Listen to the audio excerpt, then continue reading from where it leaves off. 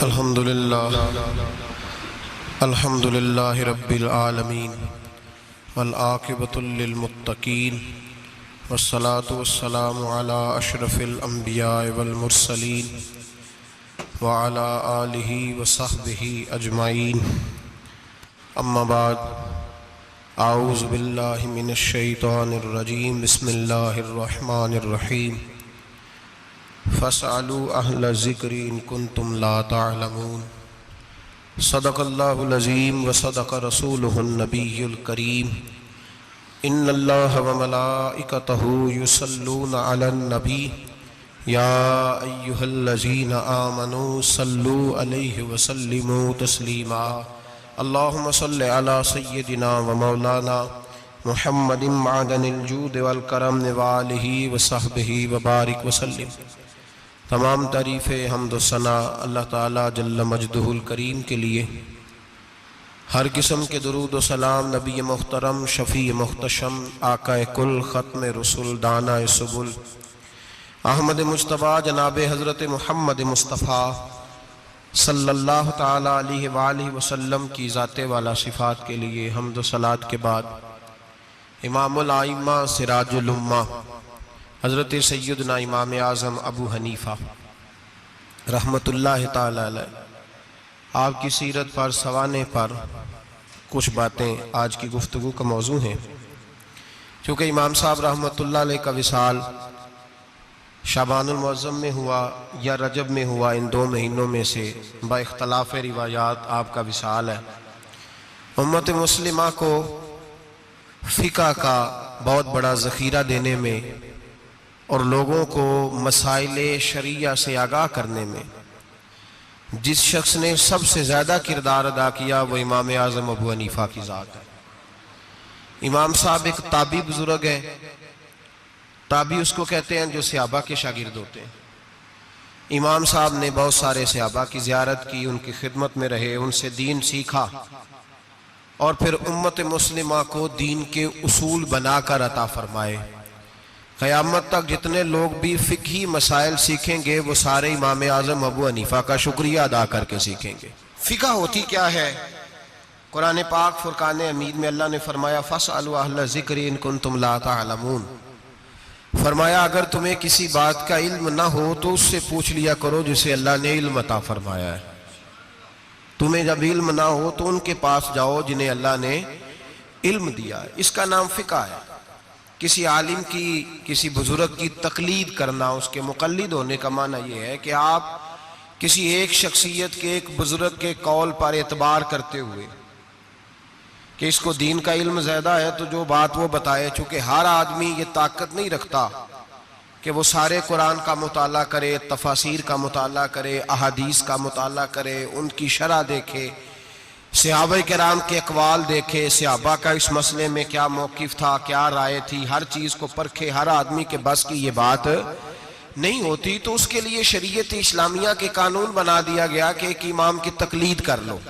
دلیل کیا ہے؟ نبی کریم سید عالم صلی اللہ علیہ وسلم نے حضرت معاذ ابن جبل رضی اللہ تعالیٰ عنہ کو یمن کا گورنر بنایا تھا۔ یہ بات آپ نے تھوڑا سمجھنی ہے، اس لیے کہ یہ ہمارے دور کا ایک نیا فتنہ ہے۔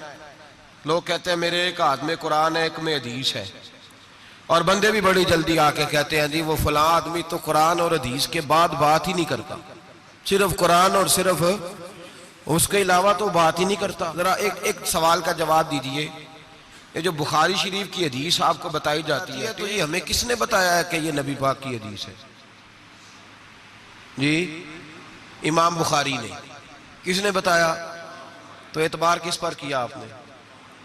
جی یہاں تو کوئی بندہ کہے نا جی مجھے ڈائریکٹ نبی پاک نے بتایا ہے، پھر تو سمجھ میں آئی قرآن۔ اور تو جب تو امام بخاری پر اعتبار کر رہا ہے، وہ کہہ رہے ہیں یہ نبی پاک کی حدیث ہے، تو مان رہا ہے، تو پھر اعتبار کس پہ ہوا؟ بولے اس بات کو سمجھیں۔ لوگ آپ کو بڑا صاف ستھرا سا نعرہ دیتے ہیں صرف قرآن اور صرف حدیث، تو بھئی یہ بتاؤ چلے قرآن پاک تو اللہ کا کلام ہے، صحابہ نے ہم تک پہنچا دیا، تو حدیث کیسے آئی؟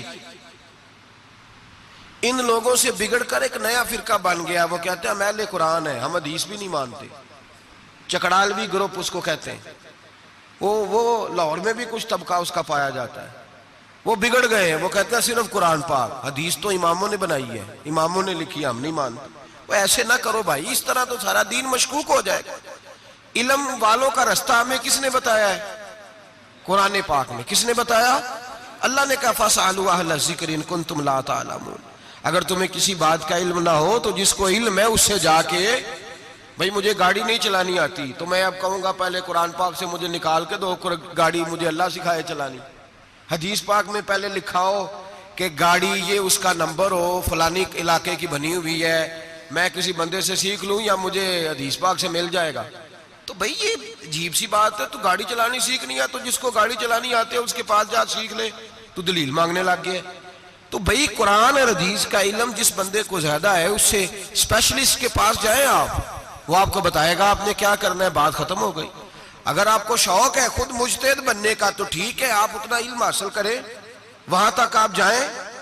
شیخ الاسلام خواجہ قمر الدین سیالوی رحمۃ اللہ تعالی علیہ، خواجہ صاحب کے پاس ایک شخص آیا، اللہ کرے یہ بات آپ کی سمجھ میں آ گئی تو بڑا فائدہ ہو جائے گا، بڑا فائدہ ہوگا یہ لفظ اگر آپ سمجھ گئے۔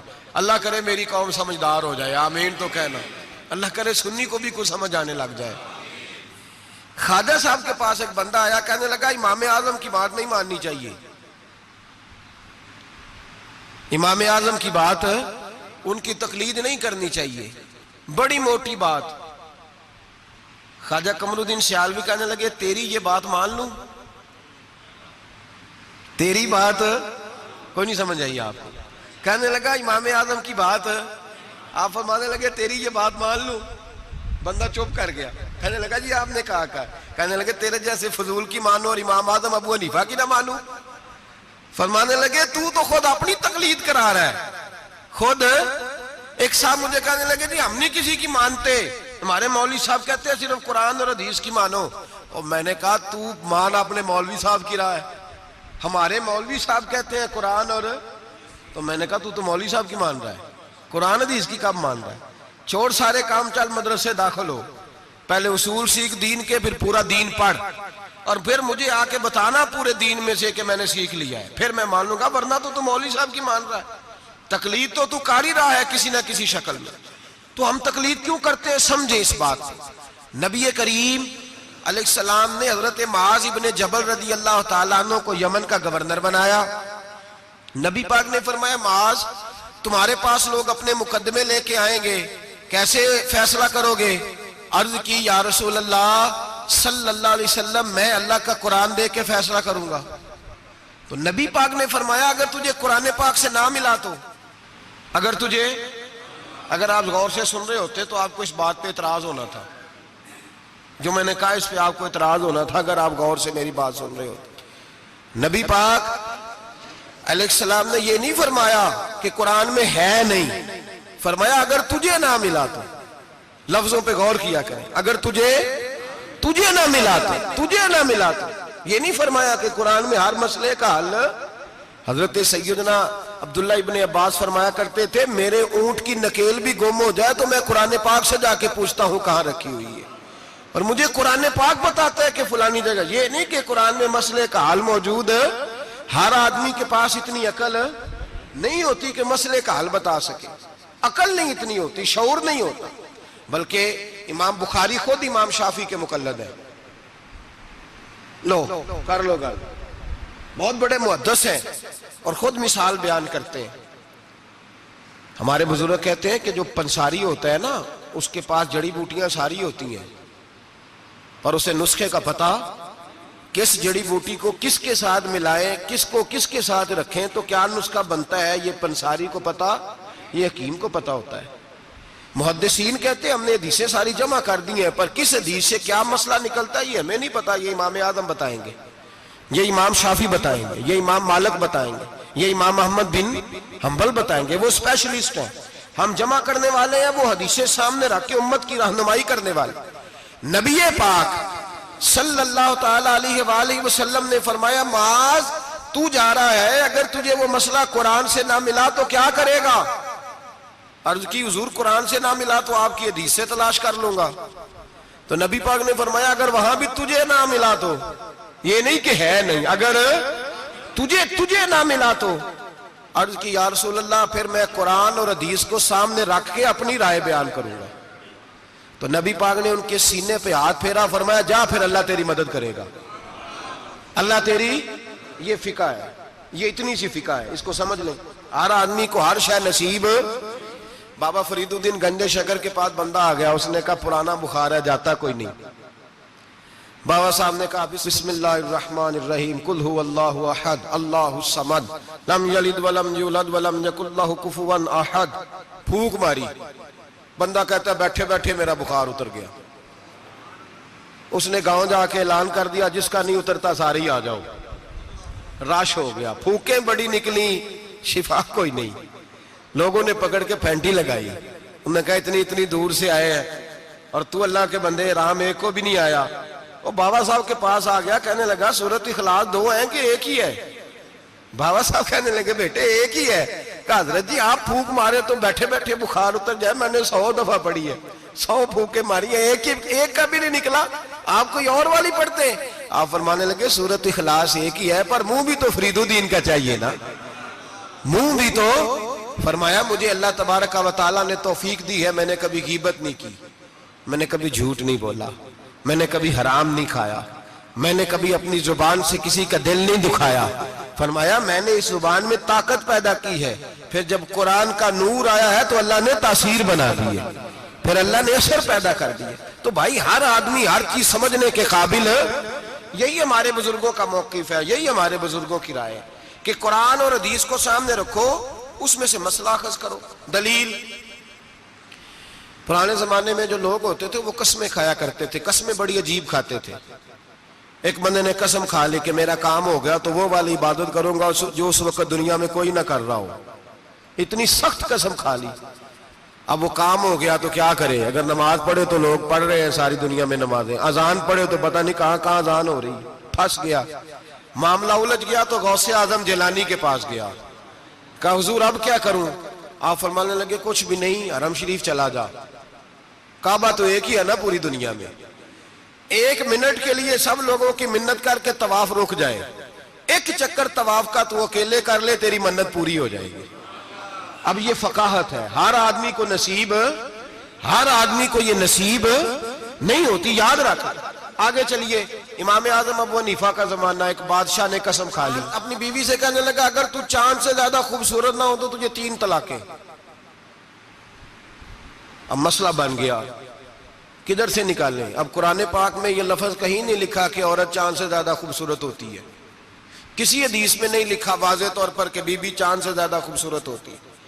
علماء کوفہ بیٹھ گئے، علماء بغداد بیٹھ گئے، علماء مصر بیٹھ گئے. بادشاہ تھا اور پھر جو اس کی بیوی تھی وہ بھی ایک بادشاہ کی بیٹی تھی. اگر یہ طلاق ہو گئی تو 2 ملکوں کی جنگ چھڑ جائے گی، حالات خراب ہو جائیں. علماء پریشان ہیں کہ جائیں تو کدھر جائیں. لوگ پریشان ہوتے ہوتے امام اعظم کے پاس چلے گئے، کہنے لگے سارے مولوی کہتے ہیں طلاق ہو گئی، آپ بتائیں. امام صاحب کہنے لگے کوئی نہیں طلاق ہوئی. کہا کیوں؟ فرمانے لگے اللہ کا قرآن کہتا ہے لَقَدْ خَلَقْنَا الْإِنسَانَ فِي أَحْسَنِ تَقْوِيمٍ. اللہ فرماتا ہے میں نے سب سے حسین انسان کو پیدا فرمایا ہے. تو جب سب سے حسین انسان ہے تو چاند سے بھی زیادہ انسان ہی حسین ہے. فرمایا لہذا اس کی بیوی کو طلاق. مسئلہ تو قرآن پاک سے حل فرمایا نا، لیکن ہر آدمی کی وہاں تک رسائی ہو سکی. یہ فقاہت، یہ علم ہے، اور یہ اللہ سب کو عطا نہیں کرتا، یہ کسی کسی کا نصیبہ ہوتا ہے، کسی کسی. اور ویسے بھی اب تو لوگوں کو شوق ہے نا، ہر بندہ ہر کام کرنا چاہتا ہے. صحابہ یہ نہیں کرتے. حضرت عمر فاروق سے پیارا قرآن کوئی نہیں پڑھ سکتا. وہ 5 نمازوں کی امامت کرتے تھے، تراویحوں کی باری آتی تھی تو حضرت ابی بن کعب کو آگے کھڑا کرتے، فرماتے تھے تو پڑھا. حضرت جناب سیدنا عمر فاروق کو بھی بڑا اعلیٰ قرآن پڑھنا آتا تھا، لیکن جب اچھی قرات سننے کو دل کرتا تھا تو حضرت ابو سعید خدری کو بلاتے تھے، حضرت ابو موسیٰ اشعری کو بلاتے، ان سے سنتے تھے. بھائی ہر آدمی دوڑ کے آگے بڑھ گیا ہے اور لوگوں کو بزرگوں کے خلاف اکساتا ہے، کہتا کوئی تقلید نہیں، ہمیں خود سمجھ میں آتی. خدا کے بندے، جب صحابہ کرام علیہم رضوان، صحابہ، حضرت عمر فاروق کا طریقہ یہ تھا جب کوئی بندہ مسئلہ پوچھتا تو کہتے علی کے پاس جاؤ، اس لیے کہ جو علم اللہ نے علی کو عطا فرمایا وہ کسی کے حصے میں نہیں آیا. جو علم اللہ نے، اور اس کی دلیل ان کی فقاہت ہے. ایک بی بی تھی، دائی تھی، وہ اس کے گھر میں بچے جنم لیتے تھے، بچے پیدا ہوتے تھے. یہ دیکھیں علم جو ہوتا ہے نا وہ علم ہوتا ہے. فقاہت ہوتی ہے، اور یہ اللہ کی عطا ہے، یہ رب کی عطا ہے، جس کو چاہتا ہے عطا کر دیتا ہے۔ نہ اس میں حسد ہو سکتا ہے، نہ اس میں کوئی شخص کہہ سکتا ہے مجھے کیوں نہیں ملی۔ حضرت علی رضی اللہ تعالیٰ عنہ کا زمانہ ہے، ایک بی بی کا خیمہ تھا، جھونپڑی تھی، جیسے آج ہاسپٹل بنے ہوئے ہیں وہاں بچے پیدا ہوتے ہیں۔ ایک بی بی تھی، وہ دائی تھی، کام کرتی تھی یہ والا، اس کے گھر میں 2 کیس اکٹھے آ گئے، نہ اتنی لمبی چوڑی لائٹیں ہوتی تھی، اس نے اپنی جھونپڑی میں دونوں بیویاں اکٹھی تھی، دونوں کو اللہ تعالیٰ نے اولاد دی۔ رات بڑی گہری تھی، اندھیرا بڑا سخت تھا، ایک کے گھر میں بچہ پیدا ہوا، دوسری کے گھر میں بچی پیدا ہوئی۔ اب جب صبح کا اجالا نکلا تو جھگڑا شروع ہو گیا، دونوں بیویاں مطالبہ کرتی ہیں بیٹا میرا ہے، بیٹا میرا ہے۔ اب وہ دائی بھی نہیں بتا سکتی، اندھیرا بڑا سخت تھا، بوڑھی عورت تھی، سمجھ نہیں آتی کیا کروں۔ تلواروں تک بات چلی گئی، لوگوں نے کہا کیوں لڑتے ہو جب مولا علی شیر خدا جو موجود ہے۔ انا مدینہ تو علم و علی بابوہا، نبی پاک نے فرمایا میں علم کا شہر ہوں، علی اس کا دروازہ ہے۔ فرمایا جب اتنا بڑا شخص موجود ہے تو ضرورت ہی نہیں۔ لوگ پریشان ہو کے گئے، جا کے کہنے لگے حضور ایک مسئلہ آ گیا، ذرا سوچ کر غور کر کے بتائیے۔ اندھیرے میں بچہ پیدا ہوا، ایک بی بی کے ہاں بیٹا، ایک کے ہاں بیٹی، اب دونوں بیٹی کی طلبگار ہے، فیصلہ کیسے کریں؟ تو حضرت علی نے کہا بڑے تم پریشان آئے تھے، یہ بھی کوئی بات ہے؟ دونوں بیویوں کا تھوڑا تھوڑا دودھ نکال کے تولو، جس کا دودھ وزنی بیٹا اسی کا ہے۔ کہا حضرت جی یہ مسئلہ آپ نے کیسے نکالا؟ فرمانے لگے قرآن پاک سے نکالا ہے۔ کہا کیوں؟ فرمانے لگے اللہ قرآن میں کہتا ہے میں نے بیٹے کے 2 حصے رکھے ہوئے ہیں اور بیٹی کا 1 حصہ رکھا ہوا ہے، تو جب اللہ کسی کے گھر میں بیٹا دیتا ہے تو دودھ بھی وزنی ہوتا ہے، اس لیے کہ ڈبل وزن کا ہوتا ہے۔ انہوں نے دودھ نکال کے تولا، مقدار 1 جتنی، مقدار 1 جتنی، اس کا ½ کلو دودھ، اس کا 1 کلو، وزن کیا تو پورا ہو گیا۔ پیمانے رکھے گئے تو وہ ناپنے میں اور تھا، تولنے میں اس کا دودھ وزنی نکلا۔ جب دودھ وزنی نکلا تو جناب سیدنا علی المرتضیٰ فرمانے لگے جس کا دودھ وزنی بیٹا اسی کا ہے، اللہ ڈبل وزن کا دودھ عطا کرتا۔ اب مسئلہ کہاں سے نکلا بولیے؟ لیکن ہر بندہ نکالنے کی طاقت، یہی حضرت امام اعظم ابو حنیفہ کا کمال ہے۔ صحابہ کے زمانے میں ضرورت نہیں تھی صحابہ کو، ایک تو وہ اتنی لاپرواہی کی نماز نہیں پڑھتے تھے جتنی ہم پڑھتے ہیں۔ اتحیات میں بیٹھے ہیں، سورۃ فاتحہ پڑھی جا رہی ہے، اتحیات میں بیٹھ کے بندے پوچھتے ہیں آگے، کہتے ہیں حضرت میں اتحیات میں سورۃ فاتحہ پڑھ رہا تھا، ساری پڑھ لی ہے، وہ تو رکوع کا وقت ہے تو یاد آیا کہ یہ تو اتحیات ہے۔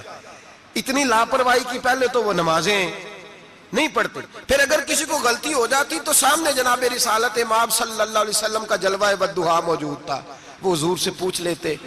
جب وقت گزرنے لگا نا، تابعین کا زمانہ آیا تو پھر مسئلہ بنا، ایک تو تھوڑا تھوڑا مشکات نبوت سے لوگ دور ہوئے تو لاپرواہی بھی آنے لگی۔ اب لوگوں نے پوچھنا شروع کیا کہ سورۃ فاتحہ بھول جائے تو کیا کریں؟ رکوع میں بندہ چلا گیا تو رکوع تو کر لیا لیکن سبحان ربی العظیم نہیں یاد رہا تو کیا کرے؟ سجدے میں گیا سبحان ربی الاعلیٰ نہیں پڑھا تو کیا کرے؟ اب مسائل بنے، اب ضرورت ہوئی، امام اعظم نے اصول فقہ مرتب کی، ہمیں بتایا کہ نماز میں فرض کیا ہے، نماز میں واجب کیا ہے، نماز میں کیا شے ضروری ہے اور کیا شے ضروری نہیں ہے، وہ بھی انہوں نے حدیثیں سامنے رکھی کہ نبی پاک نے کس کس بات کی کتنی تاکید کی، کس کس بات کی زیادہ تاکید نہیں فرمائی۔ پھر انہوں نے مسئلہ بتایا کہ قیام کرنا فرض ہے، رکوع کرنا فرض ہے، لیکن رکوع میں سبحان ربی العظیم کہنا سنت ہے، اگر کسی کی رہ بھی جائے گی تو اس کی نماز ہو جائے گی۔ قوما کرنا فرض ہے، سجدہ کرنا فرض ہے، لیکن سجدے میں سبحان ربی الاعلیٰ کہنا سنت ہے، رہ بھی گیا تو نماز جو سجدہ ہی نہیں کرے گا اس کی نہیں۔ تو یہ اصول بنائے امام اعظم نے۔ امام اعظم کون تھے؟ کپڑے کے ایک بہت بڑے تاجر تھے، ان کے بیٹے تھے، پورا نام تھا نعمان بن ثابت، امام اعظم ان کا لقب ہے، ابو حنیفہ ان کی کنیت ہے۔ لوگ جب اپنی مرضی کی باری آتی ہے تو حرم شریف کے حوالے دینے شروع کر دیتے ہیں، حرم شریف میں جو ہوتا ہے، حرم شریف میں نے کہا چلو وہی مان لو، مسجد نبی میں باب بلال سے داخل ہو جاؤ یا باب ہجرت سے داخل ہو جاؤ۔ مسجد نبی میں جب داخل ہوگے، اندر مسجد کے قدم رکھو گے دونوں دروازوں سے جا کے، تو جو کھلا سین ملے گا اس سین کے اوپر جو سامنے نظر ڈالو گے تو 4 اماموں کے نام لکھے ہوئے فقہ کے، جو سب سے پہلا نام لکھا ہے وہ امام اعظم ابو حنیفہ کا لکھا ہوا ہے۔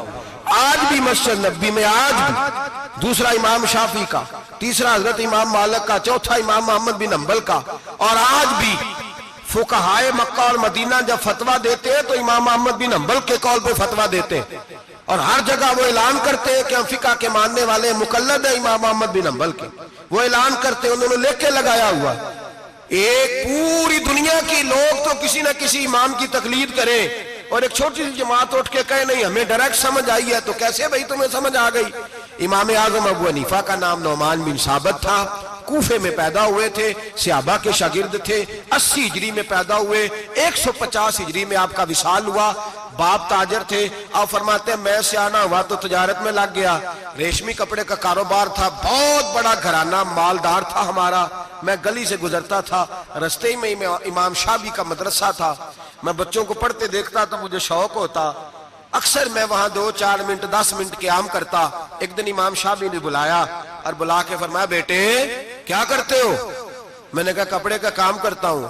तो कहने लगे तेरे चेहरे में बड़ी चमक है, तेरे चेहरे में बड़ी रोशनी है, मुझे लगता है मेरा रब तुझसे कोई बड़ा ही काम लेने वाला है, तू आ नहीं जाता, पढ़ नहीं लेता। इकबाल कहते हैं अगर कोई शोएब आए मुयस्सर, शुबानी से कलीमी 2 कदम है, अल्लाह करे किसी को कोई मिल जाए, किसी को कोई बैठा हुआ मुझे दूर दुआ देता है, मैं डूबता हूं पर समुंदर उछाल देता है, अल्लाह करे कोई मिल जाए।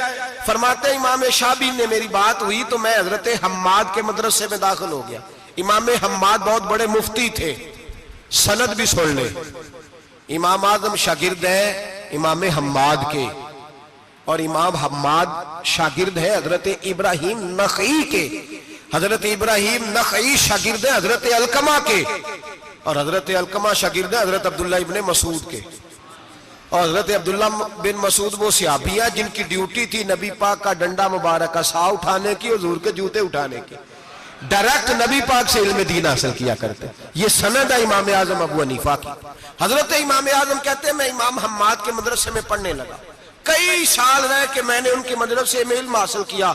जब मैं फारिग हुआ तो मैंने कहा उस्ताद जी मैं कहाँ मदरसा बनाऊं, मैं किस मस्जिद में बैठूं, मैं कहाँ जाऊं?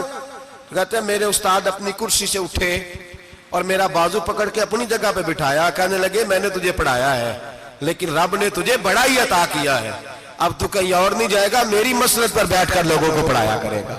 इमाम आजम अबू हनीफा ने फिका और उसूल का इल्म वहां से हासिल किया। फरमाते हैं फिर मेरे उस्ताद ने मेरी ड्यूटी लगाई, फरमाने लगे अब तू किसी ऐसी जगह जा जहां से तुझे तकवे की रोशनी मिले, कोई मुर्शद तलाश कर, सह नफल नमाजा पढ़िया, जालम नफ्स न मरदा हूं, ए बान फकीरों किसे नहीं मारे, आए हो चोर अंदर दा हूं।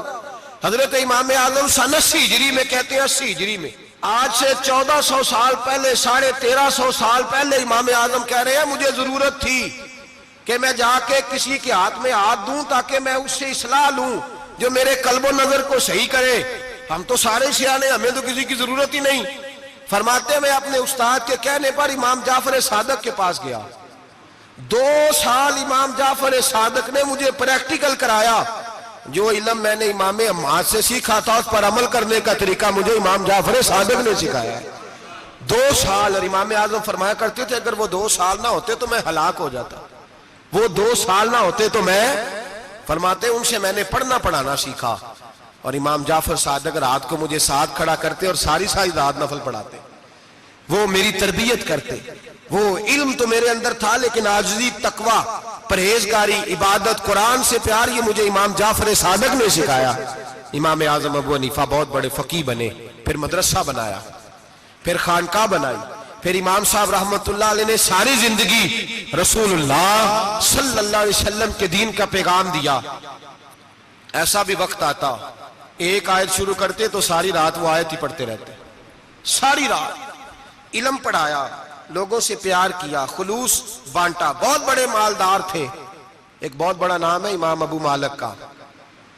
ये इतने बड़े शख्स हैं कि हारून रशीद ने इन्हें काजी उल कुज़ा बनाया था, चीफ जस्टिस बनाया। हजरत इमाम मालिक कहते हैं मैं गरीब का बेटा था। अक्सर दीन पढ़ने वाले गरीबों के बेटे होते हैं। अमीरों के बच्चे FSC पढ़ते हैं, BSc पढ़ते हैं, टेक्नोलॉजी पढ़ते हैं, गरीबों के बच्चे दीन पढ़ते हैं। और फिर अमीरों को मिंबरियां मिलती हैं, गरीबों के बच्चों को अल्लाह मिंबर अता फरमाता है, मुसल्ला रसूल अल्लाह देता है। हजरत सैयदना इमाम अबू मालिक फरमाते हैं मैं गरीब का बेटा था और मेरी 6-7 बहनें, मैं अकेला भाई था। آپ فرماتے ہیں میرے ابا جی فوت ہو گئے، میری امی پکڑ کے مجھے ایک دھوبی کی دکان پہ لے گئی، کہنے لگی اسے کپڑے دھونے کا طریقہ بتا دے، سلیقہ سمجھا دے، یہ بھی ایک چھوٹی سی لانڈری کی دکان کھول لے گا، میری بیٹیوں کا پیٹ پال لے گا۔ دھوبی کہنے لگا ٹھیک ہے، میں 2-3 درہم بھی دوں گا مہینے کے، اور جب کام سیکھ جائے گا تو تنخواہ بڑھ جائے گا۔ امام ابو مالک رحمت اللہ علیہ فرماتے ہیں میں بہنوں کے لیے روزی کمانے نکلا، میں بیوہ ماں کے سر پہ بوجھ اتارنے کے لیے نکلا، میں غربت کے عالم میں نکلا، رستے میں امام اعظم کا مدرسہ تھا، فرماتے میں وہاں چمکتے چہرے دیکھتا، لیکن اپنی غربت کو دیکھ کے میں آگے بڑھ جاتا، پریشان ہوتا کہ میں کیسے علم حاصل کروں گا۔ آپ فرماتے ہیں امام صاحب مجھے اکثر دیکھتے، ایک دن امام اعظم باہر نکلے، مجھے کھڑے ہوئے دیکھا تو قریب بلایا، سینے سے لگایا، ماتھا چوما، کیا نام ہے؟ میں نے کہا ابو مالک میرا نام ہے۔ کہا تمہیں پڑھنے کا شوق ہے؟ کہا بڑا شوق ہے۔ کہنے لگے چل آجا پڑھا کر، آجا مدرسے میں پڑھا کر۔ کہتے میں سارا دن وہاں پڑھتا، گھر سے کام کرنے آتا، سارا دن امام اعظم کے پاس پڑھتا رہتا۔ مہینہ آیا تو میری اماں کہنے لگی تنخواہ لاؤ۔ میں نے کہا امی جی تنخواہ تو وہ دے گا جو ڈیوٹی پہ جاتا ہو، میں تو پڑھنے جاتا ہوں۔ کہتے اماں گھر سے نکلی اور بڑے غصے کے ساتھ نکلی، کہنے لگی مولوی نے میرا بچہ خراب کر دیا، میرا بچہ خراب کر دیا، میں کام پہ بھیجتی تھی، اس نے کس چکر میں ڈال دیا، مسلوں سے بھی کبھی پیٹ بھرا ہے، کام بھی تو کرنے چاہیے نا۔ کہتے امام اعظم کے سامنے کھڑی ہوئی، امام صاحب بڑے امیر کبیر آدمی، اربوں خربوں پتی تھی، اور پھر اتنے بڑے عالم فقیر، سارا بغداد، سارا کوفہ، سارا مصر سلوٹ کرتا ہے۔ بی بی آئی اور تیز جملے، عورتوں کا طریقہ ہوتا ہے، کہنے لگی مولوی تیری سفید داڑھی، تیرا اتنا نام، تجھے خیال ہی نہیں آیا میں بیوہ عورت ہوں، تو نے میرا بچہ خراب کر ڈالا، میری یتیم بچیاں روٹی کہاں سے کھائیں گی، مسلوں سے بھی کبھی پیٹ بھرا ہے۔ کہتی اتنے سخت جملے کہے پر قربان جاؤ امام اعظم سنتے رہے اور مسکراتے رہے۔ کہنے لگے میری غلطی ہے، میری غلطی ہے، میری غلطی ہے، بی بی بھول گیا تھا، غلطی ہو گئی۔ بی بی کہتے رہی، امام صاحب سنتے رہے۔ جب غصہ اتر گیا تو کہنے لگے اماں تیرا غصہ اتر گیا ہے؟ اتر گیا ہے۔ کہنے لگے تیرا بیٹا بڑا نیک ہے، تیرا بیٹا بڑا لائق ہے، تو اسے پڑھنے دے۔ کہنے لگے چپ کر بے مولوی، یہ پڑھے گا تو میں روٹی کہاں سے کھاؤں گی؟ امام صاحب کہنے لگے مجھے بتائے گی تیرے گھر کا خرچہ کتنا ہے؟ اس نے ایک لفظ تو ہے 3 دینار کا، ایک روایت ایسی بھی لکھی ہے بزرگوں نے، کہنے لگی 40 درہم ہے، اور اماں کہتی میں نے جان بوجھ کے زیادہ بتائے، حالانکہ میں کناک کا خرچہ کرتی تھی، لیکن جب کھلا ڈلا کریں تو وہ والا خرچہ بتایا۔ میں نے کہا 40 درہم خرچہ ہے، تو دے گا؟ تو کہتے امام اعظم کہنے لگے اماں تجھے لینے نہیں آنا پڑے گا، پہلی سے پہلے تیرے گھر میں پہنچ جایا کریں گے، یکم سے پہلے آئیں گے۔ او بھائیو کہاں استاد ملتے ہیں، کہاں استاد ملتے ہیں، کہاں وہ لوگ ملتے ہیں جو دعائیں مانگتے، التجائے کرتے، پیار کرتے۔ گزر گیا وہ دور، اب تو سوٹ لینے کا دور ہے، مٹھائیاں لینے کا دور ہے، ہاتھ ڈلوانے کا دور آیا ہے۔ اب کون پوچھتا ہے؟ اب تو پوچھتے ہیں تو میرے لیے کیا لایا ہے؟ حضرت سیدنا امام اعظم ابو حنیفہ رحمت اللہ علیہ 1 دن نہیں، 2 دن نہیں، 4 دن نہیں، 5 مہینے نہیں، 20 سال تک، کہنا آسان، بولنا آسان، سننا آسان، 20 سال تک امام ابو مالک کے گھر میں خرچہ دیتے رہے، وہ پڑھتے رہے۔ اماں کہنے لگی تو میرے بیٹے کو لگا تو لیا ہے تو پڑھ کے بنے گا کیا؟ حضرت امام اعظم فرمانے لگے بادشاہوں کے تخت پر بیٹھ کر بادشاہوں کے ساتھ کھانے کھایا کرے گا، ان کے ساتھ بیٹھ کے حلوہ کھائے گا، وقت آئے گا تو دیکھے گی۔ کہتے ہیں میرے امام انتقال کر گئے، وقت بیت گیا، ہارون رشید نے مجھے بلایا بغداد میں اور کہا میں آپ کو چیف جسٹس بنانے لگا ہوں۔ کہتے ہیں میں خوشی سے سجدے کرنے لگا، میں چیف جسٹس بنا۔ میں نے اپنی اماں کو خط لکھا کہ اماں بغداد آ جا، تیرے بیٹے کو اللہ نے بڑی شان عطا کر دی ہے۔ فرماتے ہیں ہارون رشید کی بیوی بڑی اولیاء کی، علماء کی بڑی فرما بردار تھی، محبت کرنے والی تھی، اس نے حلوہ بنا کے بھیجا، کھانا بنا کے بھیجا۔ ہارون رشید تخت پہ بیٹھ کے کھانے لگا تو کہنے لگا امام صاحب آپ بھی یہیں آ جائیں میرے ساتھ۔ کہتے ایک کونے میں وہ بیٹھ گیا، ایک میں بیٹھ گیا، بیچ میں کھانا رکھ لیا۔ اتنی دیر میں میری اماں بھی پہنچ گئی، 2 لقمے کھائے تھے کہ اماں آ گئی۔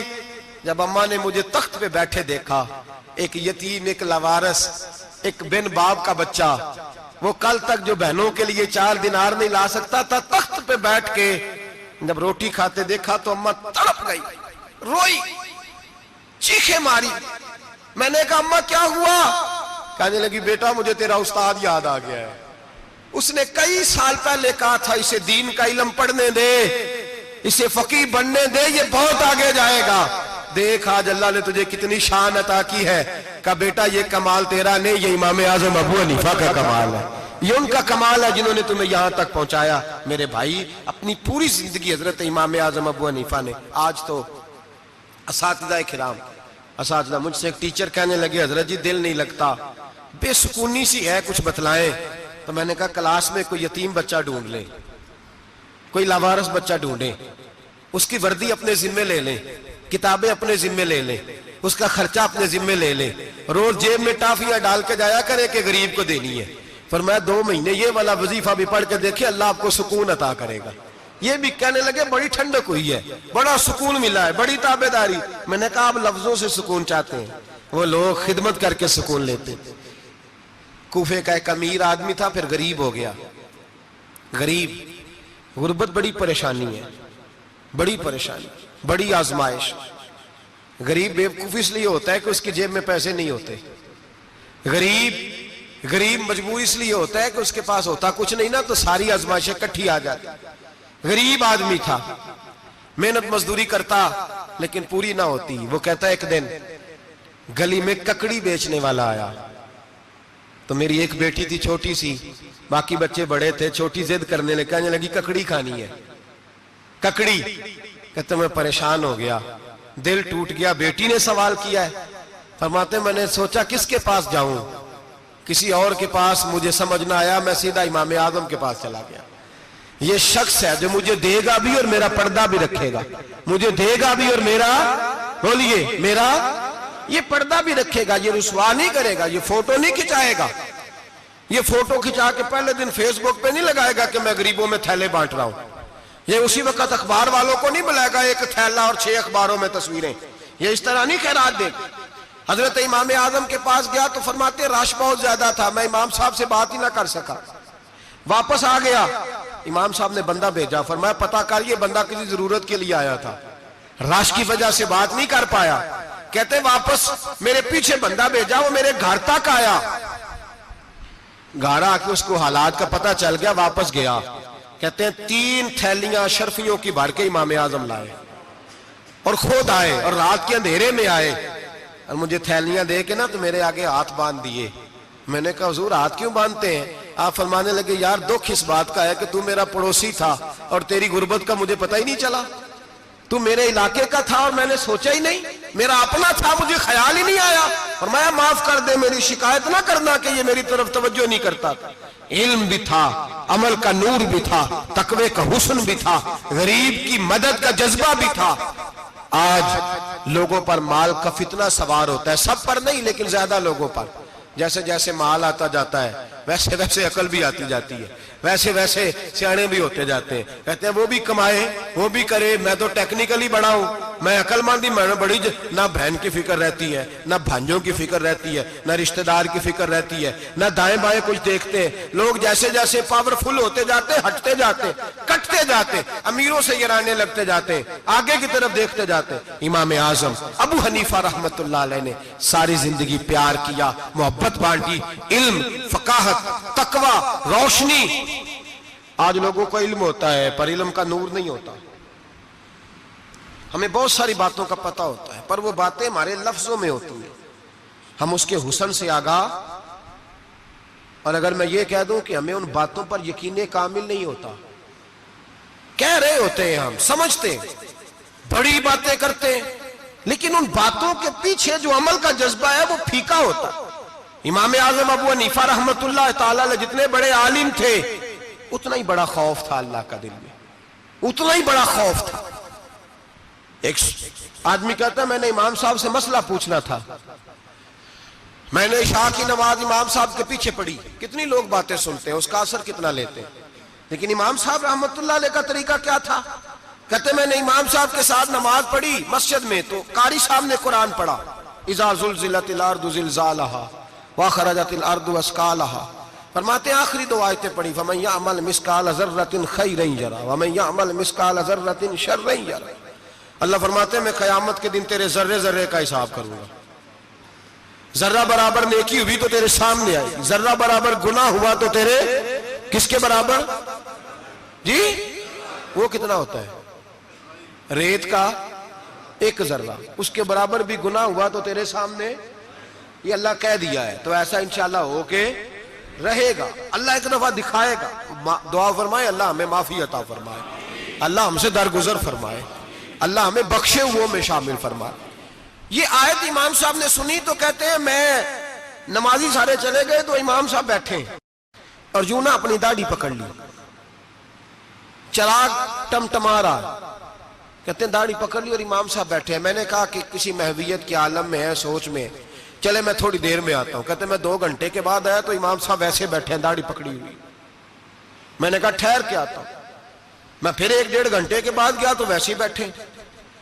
کہتے ہیں تہجد کا وقت ہو گیا، میں مسجد میں گیا تو چراغ ٹمٹمانے لگا، ختم ہونے کے قریب آ گئے، امام صاحب بیٹھے ہیں۔ اب میں نے دیکھا کہ آنکھیں آنسوؤں سے بھری ہوئی ہیں اور اپنی داڑھی پکڑ کے کھینچ رہے ہیں اور کہتے ہیں یا اللہ تو اگر ذرے ذرے کا حساب لے گا تو ابو حنیفہ تو الجھ جائے گا، اے اللہ تو ذرے ذرے کے بارے میں پوچھے گا تو میں تو نہیں جواب دے سکتا، خدا بندہ اس طرح کر، میرے ان سفید بالوں پہ رحم کھا، اے اللہ میرے بڑھاپے پہ مہربانی فرما، مجھ سے نہ ذرے ذرے کا پوچھنا، میں بڑا کمزور ہوں، میں نہیں جواب دے سکتا، مولا مجھ سے درگزر والا معاملہ کر۔ کہتے تڑپ رہے امام صاحب۔ فجر کی اذان ہوئی تو امام صاحب نے دائیں بائیں دیکھا، میں پیچھے کھڑا تھا۔ میں نے کہا حضور ساری رات ہی گزر گئی، آپ ایک آیت سن کے پریشان رہے اور میں روزانہ 20 تقریریں سنتا ہوں، درجنوں حدیثیں سنتا ہوں، مجھے تو اثر نہیں ہوتا۔ آپ فرمانے لگے مجھے تیرے معاملے کا نہیں پتا، لیکن مجھے اگر تو نے دیکھ لیا ہے تو کسی کے ساتھ ذکر نہ کرنا مجھے۔ اور فرمانے لگے پھر تو نیک آدمی ہوگا، تجھے نہیں خیال آتا، تو میں تو جانتا ہوں من آنم کے من دانم، پتہ سارا ہے سردار نو کیتی آنا، میں تو جانتا ہوں نا، مجھے خبر ہے، لہٰذا میں نہیں حساب دے سکتا، تیرا نہیں مجھے پتا۔ جتنا میرے بھائی علم زیادہ اتنا خوف بھی۔ حضرت عبداللہ ابن مسعود فرماتے ہیں زیادہ باتیں کرنے والا عالم نہیں ہوتا، اللہ سے زیادہ ڈر جانے والا عالم ہوتا ہے۔ جو آدمی لمبی چوڑی گفتگو کرے وہ فقیہ نہیں، وہ اللہ سے ڈرنے والا نہیں، بلکہ جس کو وہ بات کرے تو تھوڑی کرے، ڈر کے کرے، خوف کے ساتھ کرے، اللہ کی خشیت جس کے دل میں ہو وہ بڑا عالم ہوتا ہے۔ حضرت امام اعظم ابو حنیفہ رحمت اللہ علیہ مالدار تھے اور اپنے مال میں سے حصے نکالتے تھے۔ امام صاحب فرمایا کرتے تھے میں نے چند ہزار درہم رکھ دیے۔ حضور کس لیے؟ فرمایا لوگوں کو قرضہ دینے کے لیے۔ نبی پاک صلی اللہ علیہ وسلم نے فرمایا قرضہ لینے والے کو منع کیا ہے، فرمایا قرضہ ایک قید ہے، بغیر مجبوری کے نہ لینا۔ اب لینے والے بھی احتیاط نہیں کرتے، فٹافٹ قرضے کے پیچھے بھاگتے، بڑی مجبوری ہو تو قرضہ لیں، فرمایا مقروض قیدی ہوتا ہے، قرضہ لینے سے بچو۔ اور دینے والے کو کیا کہا؟ فرمایا اگر سامنے والا تنگ دست ہو نا، تنگ دست، تو اسے مہلت دو، جتنی تم مہلت دو گے اللہ اتنے ہی پیسے روز صدقہ کرنے کا ثواب عطا فرمائے گا۔ اگر تنگ، ایک صاحب مجھے کہنے لگے، میں نے رمضان شریف میں نا قرضے کے والے سے یا کچھ عرصہ پہلے کسی موقع پر قرض کے والے سے کو بات کی، تو ایک صاحب مجھے کہنے لگے حضرت صاحب جیسے کسی کو لینا ہوئے نا 20,000 تو انہوں ترا کے لئی دے، تو جے 20 کروڑ لینا ہوئے تو پھر نہیں ترایا جاندہ۔ میں نے کہا کیوں؟ کہنے لگے 20,000 والا بندہ ماڑا ہوندہ ہے نا، جیڑا 20 کروڑ کھا گیا بڑی مگرمچھ ہوندہ ہے، انہوں ترایا جا سکتا، وہ جے کے بندے ترلے ہی کر دلانے چل بھائی کیویں دے سکنا ہے۔ وہ جو 20,000 والا نا ماڑا بندہ ان کہنے تو دینے نے کہ تیرا بندوبست کریے، کہنے چوری صاحب جمعرات لے آؤ کسی طریقے، جمعرات ماڑا ہے نا۔ نبی پاک نے کیا فرمایا؟ حضور نے فرمایا تجھے پتہ چل جائے کہ تنگ دست ہے تو مہلت دے، جتنے دن تو اس سے پیسے نہیں لے گا اتنے ہی پیسے روز صدقہ کرنے کا ثواب دیا جائے۔ اب لوگ جو تگڑی موٹے مگرمچھ ہیں ان کو مہلت دیتے ہیں، وہ کہتے ہیں جا جتھو لب دے نہیں لے، پھر کہتے ہیں نہیں آپ بتائیں آپ کیسے دے سکتے۔ اور ماڑا بندہ انہیں 2,000 دینا ہے دکان کا، اس کو دکاندار کہتا ہے کل سائیکل لے کے تب گزرنا میرے آگے سے اگر پیسے دینے ہیں تو میں نے سائیکل رکھ لینا۔ ڈرنا چاہیے اللہ پاک، ہمیں پتہ ہوتا ہے سامنے والا غریب ہے، تنگ دست ہے، مجبور ہے، اسے مہلت دینی۔ امام صاحب کہتے ہیں میں نے کچھ پیسے رکھے ہوئے تھے، پس منظر یہ تھا کہ غریب لوگ آتے ہیں تو میں ان کی مدد کروں گا۔ امام اعظم ابو حنیفہ نے ایک بندے سے پیسے لینے تھے اور حال یہ تھا کہ آپ دھوپ میں کھڑے تھے، ساتھ اس بندے کا مکان تھا، لوگوں نے کہا حضرت دیوار کے سائے میں ہو جائے، فرمانے لگے اس سے پیسے لینے ہیں، اگر سائے میں کھڑا ہوا تو سود میں شمار ہو جائے گا، میں اس سے فائدہ نہیں لے سکتا۔ ایک بندے سے قرضہ لینا تھا، وہ آپ کو دیکھ کے گلی اور دوسری گلی میں چلا گیا, راستہ بدل گیا اور چھپ گیا. امام صاحب رونے لگے, کہنے لگے اے اللہ میں اتنا برا ہو گیا ہوں کہ تیرے بندے مجھ سے چھپنے لگے. اس کو ڈھونڈ کے لائے, کیوں چھپتا ہے؟ کہا حضور آپ کے پیسے دینے ہیں. آپ نے فرمایا جا, میں نے اللہ کی رضا کے لیے معاف کیے, آج کے بعد چھپنا نہ. اس لیے میں نہیں چاہتا کہ تجھے کوفت ہو, تو میری طرف دیکھ کے چھپنے لگا ہے, میری طرف دیکھ کے. غریب تو بھائی گلیوں میں گھستے پھرتے ہیں کہ کوئی بندہ مل نہ جائے. مقروض آدمی, پتہ اس وقت چلتا ہے جب خودکشی کر گیا, پتہ اس وقت چلتا ہے, پھر لوگ آتے ہیں اس کے بچوں کو کہتے ہیں فکر نہ کرنا ہم تیرے ساتھ ہیں. تو اس کے ساتھ ہونا تھا, ان کا سایہ بچ جاتا. اب آئے ہو امام اعظم ابو حنیفہ رحمت اللہ تعالیٰ علیہ لوگوں کو سہولت دیتے, آسانی دیتے, پیار کرتے, محبت کرتے. ہم لوگوں کا مزاج ایسا نہیں ہے, ہمارے اخلاقیات کے اندر وہ حسن نہیں جو ہمارے بزرگ ہمیں دے کے گئے. اور پھر چھوٹی چھوٹی باتوں میں حقوق العباد کا خیال کرتے, چھوٹی چھوٹی باتوں. ہم تو گالی دے کے بھی کہتے ہیں نا چل کیا ہو گیا, گالی دی ہے نا. میں نے دیکھا ہے سائیکل والے کی ٹکر اگر پجاروں والے کے ساتھ ہو جائے تو معافی سائیکل والے نے مانگنی ہے, کیونکہ وہ سائیکل پہ بیٹھا ہے نا. اس کی غلطی یہ ہے کہ وہ سائیکل پہ بیٹھا ہے, معافی سائیکل والے نے مانگنی ہے, پجاروں والا نہیں مانگے گا. ہو سکتا ہے سائیکل والا اٹھ کے کہے جناب مجھ سے غلطی ہو گئی, مجھے پتہ ہی نہیں تھا کہ آپ تھے, ورنہ میں آپ کے آگے نہ آتا. سائیکل والا مجبور ہے کیونکہ اس کے پاس پجاروں نہیں, اور پجاروں والا تو شیشہ نہیں نیچے کرتا, کہتا دھوپ آئے گی, گاڑی بڑی مشکل سے ٹھنڈی کی ہے. نیچے اتر کے ملازم کہتا ہے اس کو پوچھو اگر کوئی 200-400 کا نقصان ہوا تو 500 دے دو. مزاج ہے امام اعظم ابو حنیفہ رحمت اللہ علیہ, عالم, حقوق العباد کا چھوٹی چھوٹی. آپ کے شاگردوں میں سے کسی کے چہرے پر شکن آتا تو 20 بار پوچھتے کوئی پریشانی ہے میرے بیٹے کو, کیا ہو گیا. ساری زندگی سایہ دار شجر کی طرح گزاری, ساری زندگی شاگردوں پر, مریدوں پر محبت کا سائبان رہا, ٹھنڈی چھاؤں رہی امام صاحب کی. امام اعظم ابو حنیفہ رحمت اللہ تعالیٰ علیہ گلی سے گزر رہے تھے, لکڑی کے جوتے پہنا کرتے تھے, کھڑاؤں. ایک نوجوان بچے کے پیر پہ پیر آ گیا تو کہنے لگا امام اللہ سے ڈر جا. یہ لفظ کہے تو امام صاحب کی چیخ ہی نکل گئی, کئی گھنٹے بے ہوش رہے. لوگوں نے کہا حضور کیا ہوا؟ فرمانے لگے تم نے سنا نہیں, چھوٹے چھوٹے جوان بھی کہتے ہیں کہ ابو حنیفہ اللہ سے نہیں ڈرتا, اللہ کی مخلوق کہتی ہے نہیں ڈرتا. اگر یہ کہہ رہے ہیں تو میرا کیا بنے گا؟ کئی دن روتے گزر گئے. لوگ اس بچے کو لائے, آگے کہنے لگا حضور آپ تو پریشان ہو گئے, میں نے تو محاورتاً کہا تھا کہ آپ اللہ سے نہیں ڈرتے. فرمانے لگے بیٹے مجھے محاوروں کا نہیں پتا, جب رب کے خوف کا نام آتا ہے تو جملے سیدھے میرے دل سے جا کے ٹکراتے, سیدھے دل سے جا کے ٹکراتے. گلی سے گزر رہے, لکڑی کے جوتے پہنے, کھڑاؤں, بارش ہے, کیچڑ ہے. ایک دیوار کے قریب سے گزرے تو تھوڑا سا کیچڑ اڑ کے نا تو دیوار پہ پڑ گیا. یہاں ٹرالی والا ساری دیوار توڑ جاتا ہے اور کہتا ہے چلو میں نے کون سا جان بوجھ کے کیا ہے. یہاں لوگوں کا گھر توڑ جاتے ہیں, کہتے ہیں چلو بتاؤ کتنا خرچہ آیا تھا. فوری طور پہ لوگ ماننے کو تیار ہی نہیں. امام صاحب کے پیروں سے, یہ باریکی سمجھے, یہ حقوق العباد کا مسئلہ ہے. جو جاننے والے ہوتے تھے ان کا یہ طرز زندگی تھا. کیچڑ اڑا پیروں سے اور ایک آدمی کی دیوار پہ پڑ گیا. امام صاحب کھڑے ہیں, سوچ رہے کروں تو کیا کروں. شاگرد ساتھ ہے, حضرت جی کیا پریشانی ہے؟ آپ فرمانے لگے میں نے اس کی دیوار گندی کر دی ہے, صاف نہ کروں تو بھی ظلم ہے, اور اگر صاف کروں تو دیوار کچی ہے. جب صاف کروں گا تو کچھ مٹی اتر جائے گی, تو کسی کے گھر کی مٹی اتارنا یہ بھی ظلم ہے. اب میں 2 پریشانیوں میں الجھ گیا ہوں, کدھر جاؤں؟ کہا حضرت جی پھر؟ فرمایا اس کے دروازے پہ دستک دو. دروازے پہ دستک دی تو جو بندہ باہر آیا وہ مجوسی تھا, آگ کی پوجا کرنے والا تھا.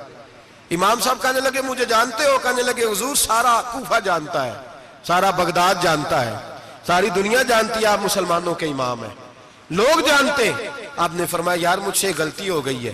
وہ کیا؟ آپ فرمانے لگے میں اپنے انداز میں گزر رہا تھا, بوڑھا آدمی ہوں, خیال نہیں آیا, تھوڑا کیچڑ اڑ کے تیری دیوار پہ لگ گیا ہے.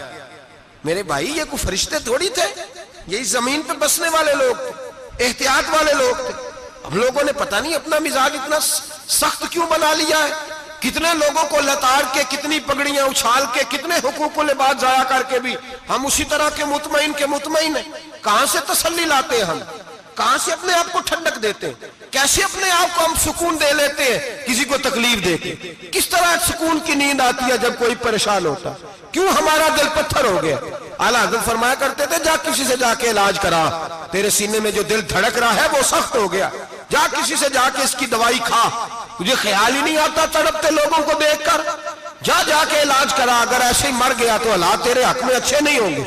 حضرت امام صاحب تڑپ رہے ہیں اور اس شخص کے سامنے آہوزاری کر رہے ہیں جو مجوسی بھی ہے، غریب بھی ہے، کچے گھر میں رہتا ہے۔ فرمایا یار بتاؤ کیا کروں؟ امام صاحب باتیں کر رہے ہیں تو وہ آدمی حیرت میں کھو گیا، کبھی دیوار دیکھتا، کبھی اپنا آپ دیکھتا، کبھی امام صاحب کو دیکھتا، دائیں بائیں دیکھتا، پسینے آنے لگے، پتہ نہیں کیا سوچوں کا مد و جزر چلنے لگا، کہاں بات گئی، کہاں تک اس کی سوچ گئی، کہاں پلٹ کے آئی۔ کہنے لگا امام صاحب میں تو چوک میں رہتا ہوں، روزانہ پتہ نہیں کتنی گاڑیاں مٹی برسا جاتی ہیں، کبھی کوئی نہیں آیا، آپ کو کیا ہوا؟ آپ فرمانے لگے مجھے کسی کا نہیں پتا، مجھے تو میں نے جو قرآن حدیث پڑھا ہے مجھے تو ڈر آ رہا ہے، مجھے بتا تو معافی دیتا ہے کہ نہیں، تیری دیوار صاف ہوگی کہ نہیں؟ کہنے لگا حضور دیوار کو چھوڑے، پہلے کلمہ پڑھائے، میرا دل تو صاف کر دے۔ کہنے لگا اتنا میٹھا دین، اتنا پیارا دین، اتنا خوبصورت دین کہ غریب کی دیوار پر کیچڑ لگ جائے اور آپ کو اتنی تکلیف ہو، میں اس دین سے دور کیوں ہوں؟ یہاں روز یورپ کہتا ہے کہ مسلمان جھوٹی شادیاں کرتے ہیں، دنگا فساد کرتے ہیں، نیشنلٹی لینے کے لیے جھوٹ بولتے ہیں، جانے کس کس قسم کے لوگ پاپڑ بیلتے ہیں، کس طرح اپنا ایمان بیچتے ہیں، کیا انداز ہم اختیار کرتے ہیں۔ ہمارے کردار نے لوگوں کو مذہب اور دین کا باغی بنا دیا۔ ہمارے بزرگوں کا طریقہ یہ تھا کہ چھوٹی چھوٹی باتوں کا خیال کرتے، چھوٹی چھوٹی باتوں کا۔ بہت بڑے عالم تھے، یہ ساری نیکیاں تو ان کی سماجی تھی، فلاحی تھی، ان کی معاشرت کی نیکیاں تھی، دنیا داری، لیکن جو ان کا باقی کا معاملہ تھا، چار لوگ ایسے ہیں جو ہمیشہ قرآن پاک ایک رات میں پڑھا کرتے تھے۔ ان میں پہلا نام حضرت عثمان غنی کا ہے، پورا قرآن پاک، دوسرا مولا علی شیر خدا کا ہے، تیسرا حضرت سعید بن جبیر کا ہے، چوتھے امام اعظم ابو حنیفہ ہیں جو ایک رات میں پورا قرآن پاک پڑھ دیا کرتے ہیں۔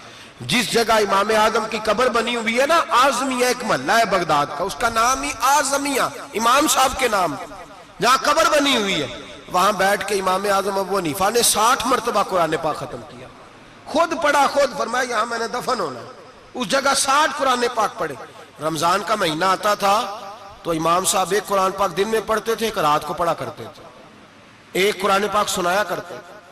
امام صاحب رحمت اللہ علیہ ساری رات نفل پڑھتے۔ لوگ کہتے ہیں کہ امام صاحب کی رات نماز کے لیے کھڑے ہوتے تو ایک رکعت میں 15 سپارے پڑھتے، تو لوگ کہتے تھے یہ ابو حنیفہ نہیں، یہ تو کوئی کسی نے پلر کھڑا کر دیا، یہ تو کوئی ستون ہے، رکوع ہی نہیں کرتا، پورے 15 سپارے۔ یہاں تو ابھی تراویح آئیں گی، لوگ پہلے سے کہنے لگ گئے بڑی گرمیوں کے روزے ہیں، بڑی گرمیوں کے روزے ہیں، اور آ تو لینے دے بھائی، پہنچ تو لینے دے رمضان شریف کو، اللہ بڑا مہربان ہے، ہر چیز کو بدلنے پہ قادر ہے۔ پہلے سے لوگ تیاری کر رہے ہیں، مسجدیں ڈھونڈیں گے جائے اسی اچھا ہو، قرآن جلدی پڑھا جائے، ڈھونڈ کے۔ امام صاحب رحمت اللہ تعالیٰ علیہ، اور میں اکثر کہا کرتا ہوں، میں کہتا ہوں تو تراویح میں کھڑا نہیں ہوتا، پاسپورٹ کے دفتر کھڑا ہو جاتا ہے 2 گھنٹے، شناختی کارڈ کے دفتر تو 3 گھنٹے کھڑا ہو لیتا ہے۔ یہ تیرا ظلم ہے اپنی ذات کے ساتھ کہ تجھے قرآن کے لیے کھڑا نہیں ہوا جاتا، دنیا داری کے لیے کھڑا، وہ پروجیکٹر کرانے جائے تو چاہے تجھے 4 گھنٹے لائن میں کھڑا ہونا پڑے، وہاں تو کھڑا ہو لیتا ہے۔ اللہ سے ڈر، اپنی تھوڑی سی دنیا داری کے لیے سارا کچھ کر لیتا ہے۔ حضرت امام صاحب رحمت اللہ تعالیٰ علیہ تقوی اور طہارت کے پہاڑ 55 حج کیے امام اعظم نے، کتنے؟ 55 حج فرمائے۔ آج ایک مشقت والا کام ہے، جد و جہد والا کام ہے، جوان بھی تھک جاتے ہیں، کہتے ہیں بڑا مشکل ہے جی، اور یہ جتنا مرضی آسان ہو گیا قیامت تک اس نے مشکل ہی رہنا ہے، اس لیے کہ یہ ایک مجاہدہ ہے۔ 55 حج کیے، آخری حج پہ گئے تو کعبے کے مجاور کو کہنے لگے ذرا کھول نہیں دیتے کعبے کا دروازہ، میرا اندر جانے کو دل کرتا ہے۔ اس نے دروازہ کھولا، اندر گئے تو کہنے لگے خدایا، 2 جملے کہے، کہنے لگے اے اللہ جتنا تو نے مال دیا تھا میں اتنا شکر نہیں ادا کر سکا، اور جتنا تو نے علم دیا تھا میں اتنا عمل نہیں کر سکا، اب بوڑھا ہو گیا ہوں، مہربانی کرنا مجھ سے درگزر والا معاملہ کر، اور اے اللہ اگر تو مجھے بتا دے کہ تو راضی یا ناراض ہے تو میں ذرا سکون سے مر جاؤں۔ کہتے ہیں کعبے کی دیواروں سے آواز آنے لگی، ابو حنیفہ تیرا رب تجھ سے بڑا راضی ہے۔ داتا گنج بخش علی اجمیری جیسا بابا 1000 سال پہلے لکھ کے گئے کشف المحجوب، داتا صاحب نے لکھا ہے 1000 سال پہلے کشف المحجوب میں. داتا صاحب فرماتے ہیں میں حضرت بلال کی قبر پہ حاضری دینے گیا. یعنی 1000 سال پہلے کے مسلمان بھی قبروں پہ مزاروں پہ جایا کرتے تھے. داتا صاحب لکھتے ہیں کہتے ہیں ملک شام میں حضرت بلال حبشی کی قبر پہ حاضری دینے گیا. میں قبر پہ حاضری دے کے تو ساتھ لیٹ گیا, میری آنکھ لگ گئی, مجھے خواب میں نبی پاک کا دیدار نصیب ہوا. گویا حاضری حضرت بلال کی اور برکت یہ کہ وہاں مجھے مصطفیٰ کا دیدار نصیب ہو رہا ہے. فرماتے ہیں نبی پاک میری خواب میں آئے, حضور نے ایک بوڑھے بابے کے گلے میں ہاتھ ڈالا ہوا ہے اور اپنے ساتھ ساتھ چلا رہے ہیں. میں نے عرض کی یا رسول اللہ یہ کون ہے؟ تو نبی پاک نے فرمایا یہ تیرا امام اعظم ابو حنیفہ ہے. فرماتے ہیں مجھے سمجھ آ گئی کہ امام اعظم بھٹک اس لیے نہیں سکتے کہ انہیں رسول پاک نے سہارا عطا فرمایا ہے, وہ بہک اس لیے نہیں سکتے کہ نبی پاک نے انہیں سہارا دیا. داتا گنج بخش علی اجویری رحمت اللہ تعالی علیہ فرماتے ہیں کہ امام صاحب رحمت اللہ تعالی علیہ بہت بڑی شخصیت. امام اعظم کا پیغام کیا ہے؟ انہوں نے فقہ بنائی, دین پھیلایا, جتنی بھی میں نے باتیں سنائی سارا پیغام ایک پیغام ہے امام صاحب. امام صاحب رحمت اللہ تعالی علیہ فرماتے ہیں کہ دین پر عمل کرنے والوں کو بھی کسی اچھی صحبت کی ضرورت ہوتی ہے. عمل کرنے والوں کو آپ فرماتے ہیں کئی دفعہ عمل کرنے والے کا عمل بھی ٹوٹ جاتا ہے, استقامت نہیں رہتی. فرماتے ہیں اچھی صحبتیں تلاش کرو, ان کے پاس بیٹھا کرو, ورنہ ہو سکتا ہے جو عمل تم کر رہے ہو اس میں کمی آ جائے. جتنا نیک لوگوں سے رابطہ زیادہ رہتا ہے انسان کا دین پر عمل زیادہ رہتا ہے. جتنا نیک لوگوں سے پیچھے ہٹتا ہے اتنا دین سے. آپ فرمایا کرتے تھے اگر 2 سال نہ ہوتے جو میں نے امام جعفر صادق کی صحبت میں گزارے تو ابو حنیفہ ہلاک ہو جاتا. اپنے آپ کو رب کریم کے بندوں کے ساتھ لگا کے رکھیں, جوڑ کے رکھیں. اگر ہمارا رب کریم کے بندوں سے رشتہ رہے گا تو قرآن و سنت سے رشتہ رہے گا. اللہ تعالی ہمیں ان بزرگوں کے نقوش سیرت پر عمل کی توفیق عطا کرے. آخر دعوانا ان الحمدللہ رب العالمین.